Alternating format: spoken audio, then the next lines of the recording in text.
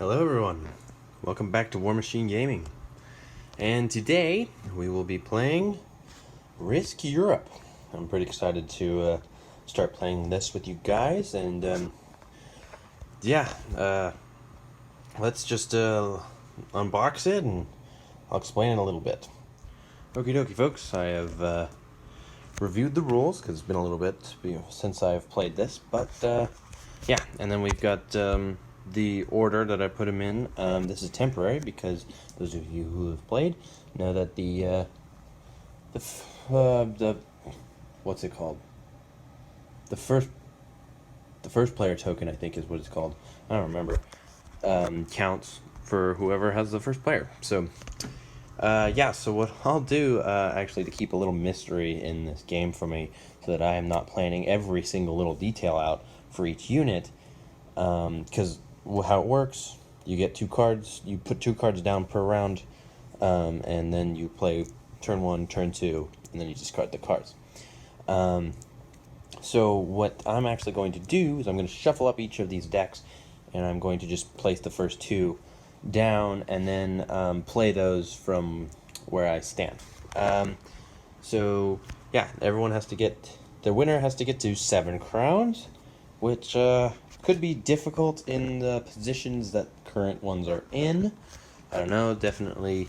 I randomized the capital choosing, so pretty much everything that I've done up to this point, except for choose the secondary territory and deploying units, has been randomized.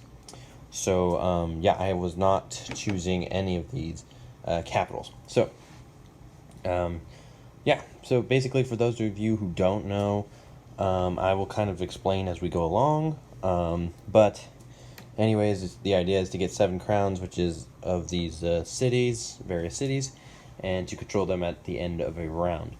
And then, yeah, it's honestly easier to just explain this game as we go along. For those who experience, just bear with me. But yeah, I think we're going to get started here with round 1 pretty soon. I have my round marker, I have my dice, my water, got to stay hydrated.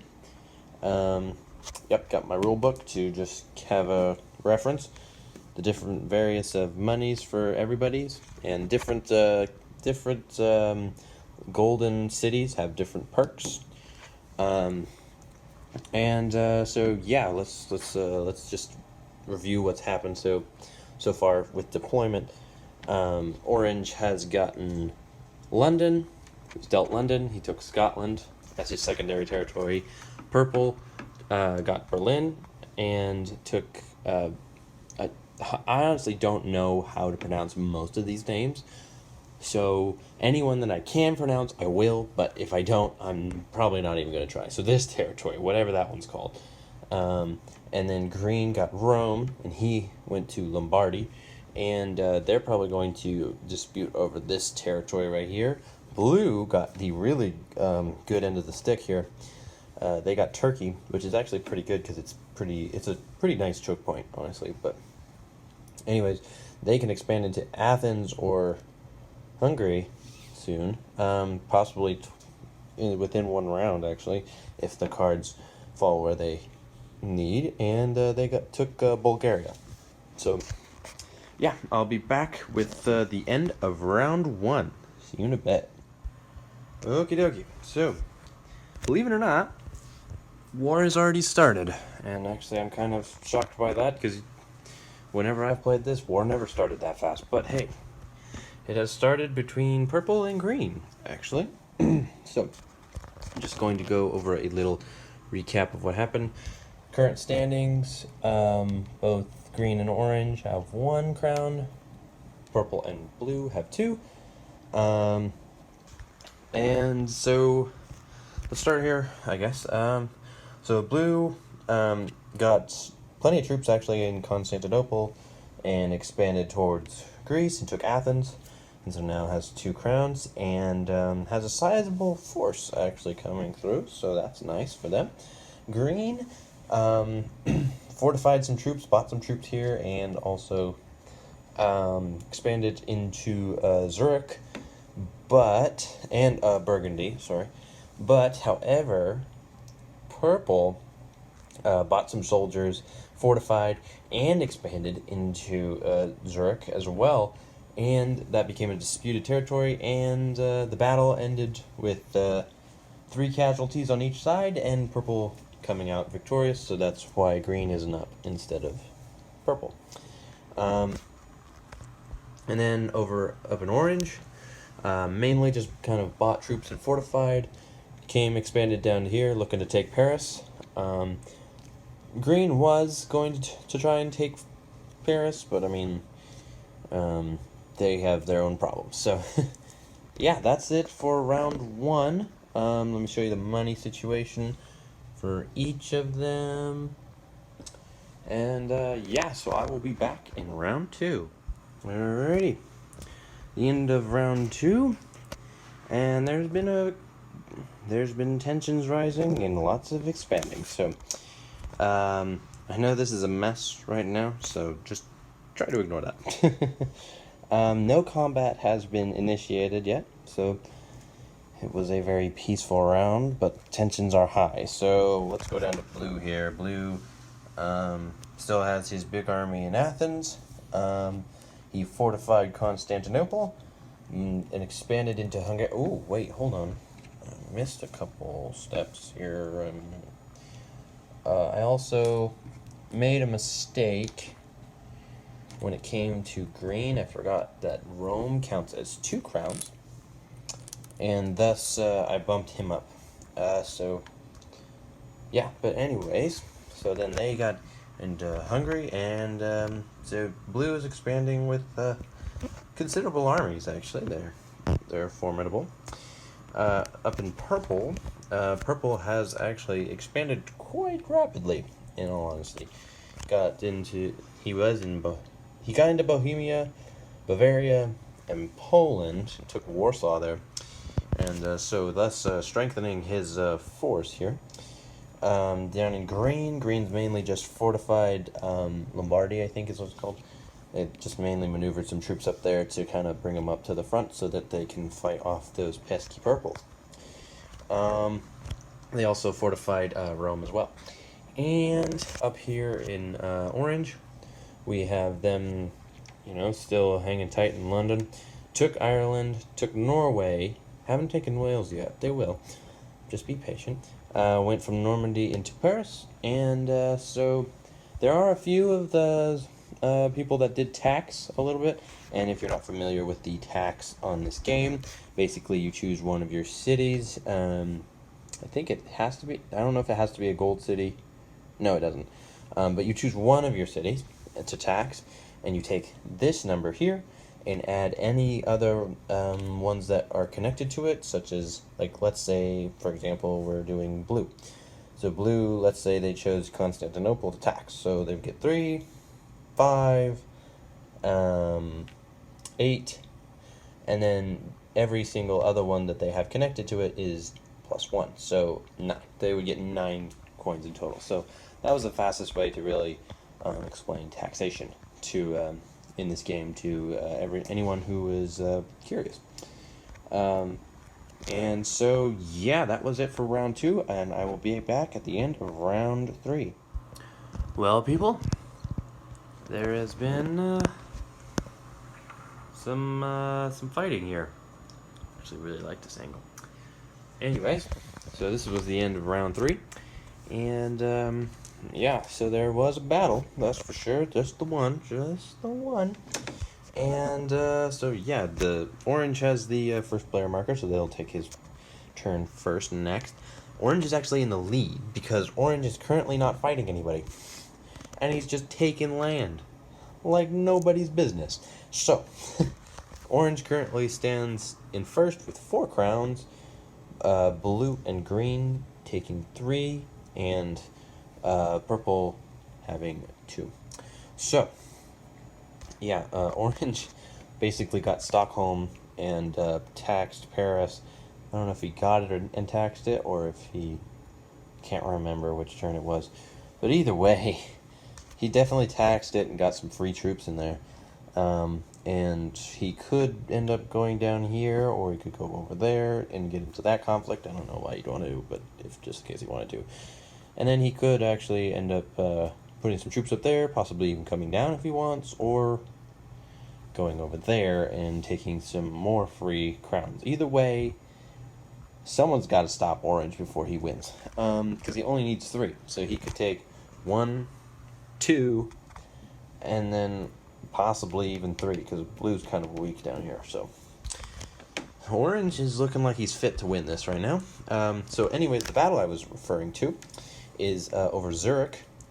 Green invaded with a ton of troops, actually. A good amount of troops. That's all the troops that he invaded with. And Purple lost 4 casualties. Green lost not a 1. And so Purple ended up, he got a kind of a bad choice of cards because he didn't really get to build anything. He mainly just got to expand more and maneuver. So he brought his cavalry down there. However, Green has been literally just absolutely stacking Rome and is ridiculous. So he has a massive army that could really tear Purple to shreds here pretty soon, if Purple is not careful. Blue kind of got some split up, like some split expansions and everything, so he's kind of running a little thin. He did expand down here to take whatever that's called, Algeria. I can't pronounce that city, but yeah, he's still got some troops in Constantinople, and he has Hungary. He's headed towards to Kiev. I don't know how to pronounce that, but Rusland. And expanded into Venice, and he's got a nice little area here. Nice little connected empire. Could end up for a chunk of change in taxation. However, the richest faction right now is Orange, because he did tax, and everything was connected, and it was quite a bit of money. So yeah, that was round 3. I will be back with round 4, and we will see what developments happen. Okie dokie. So we have some new developments. Not major, but some a little bit. So this is the end of round 4. Gonna go to round 5 next. So first we'll start with Blue, like we always do. And Blue just kind of fortified Constantinople, spent some money, got some soldiers, basically, and maneuvered some soldiers as well. Let's see, they put up a huge army, actually. It's a very large army in Hungary. And so I wouldn't want to be messing with Blue at this current moment. They still have some soldiers also in Serbia to move. Haven't done anything with these soldiers just yet, but we'll see how that develops later. Anyways, Green has moved their army out of Rome. They moved them into Lombardy and took Bavaria with relative ease, actually. Taking out the 2 cavalry and 2 foot soldiers there that were of purple, kind of making themselves a nuisance. And so Green took made short work of that, only losing 2 soldiers. Moving to Orange. Orange mainly just spent a bunch of money and kind of expanded down into here to kind of improve their borders a little bit, get some more money into here. So now they have all of the United Kingdom. And they really bolstered. They are the first, actually, to build a siege unit. Siege units, for my experienced players, you know what it is, but for my inexperienced players, siege units grant you 2 dice in the attacking and defending, and can score up to 2 hits, actually, on somebody else. So that's pretty sick, actually. And so siege units are useful, as long as they're accompanied with several other troops. They also built 2 cavalry. Cavalry are good. They need 3 or more to score a hit. And they built 2 archers up there, so archers need 5 or more. So that's not great, but I mean, hey, it's better than nothing, and they get their own thing. So that's pretty sweet. You can score some free hits there. So then Purple is just losing the war against Green. Green probably wants to take Purple, but shouldn't get too ambitious because of Blue's massive army sitting there and Orange sitting to the west. So Green should probably fortify their borders and expand elsewhere and just kind of fend off Purple, not get too carried away. Purple's ran thin, and it's not looking good for them, but yeah, so that's really pretty much the developments as of right now, for the different things that have happened. A lot of people just spent a lot of money, basically.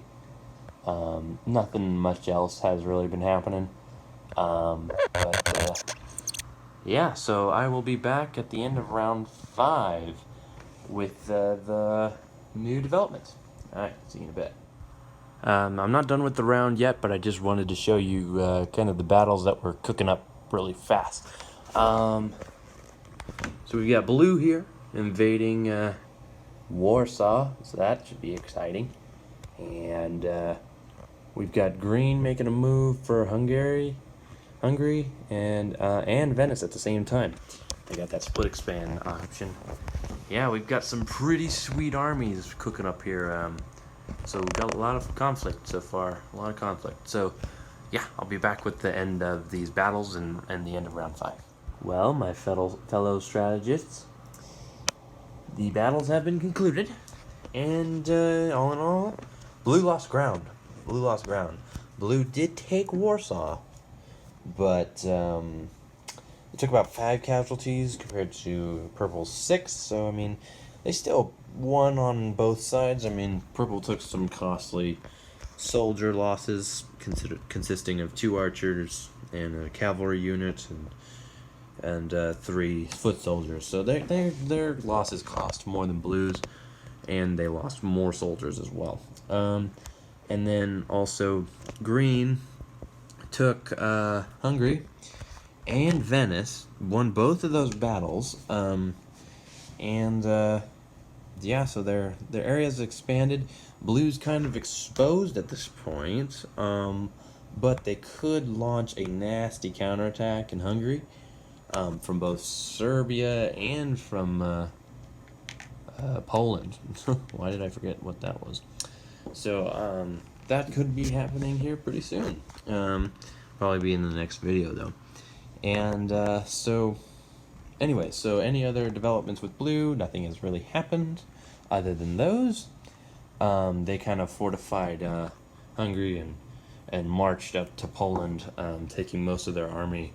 And also Green took the soldiers from Bavaria, did a split action, went into Hungary and Venice. I mean, they didn't have to do that, but you know what? Blue was weak, and it was probably going to bite them in the butt anyways, but took the risk. Didn't expect to lose that many. That's the problem. Alright, so anyways, they did take Kingdom of Sicily as well. So they're looking to kind of get down into this area and take Algeria. Over with Orange, they're marching a sizable army of 9 footmen down, looking to get Madrid. Someone's got to stop Orange before he takes over everything and wins the game, because he's currently in the lead, but tied in the lead with Green. So but Green could fall pretty quickly. And there hasn't been really any other developments. Purple's lines have just been absolutely shattered, and they're just kind of in the retreat mode. They've only got 4 territories left, and it's not looking good for Purple, but I don't think anyone's really going to charge into him, considering that Blue and Green is kicking up, and so I don't, and Orange doing his own thing. I don't know. Orange could take Berlin, but I mean, like, why would you when you're going to take Madrid and Novgorod for free, you know, and possibly even take Ruslan for free as well. So, but yeah, that is the end of round 5, folks, and that will be the end of this video of the first part 1 of the playthrough of Risky Europe. And I had fun, and I hope you guys did too. Look out for the part 2 of this video. We'll see more developments from there. It'll be starting from round 6. Yeah, and just subscribe if you like the content and like the channel, want to support it, and just want more Risk action. I mean, I got plenty more. I'm trying to build that Risk up a little bit, trying to get that one to you know, be complete. So I have 2 of those, but still not complete. Still missing a piece. Anyways, so yeah, that'll be it. And yeah, so I will possibly see you guys in the next video. Have a good day.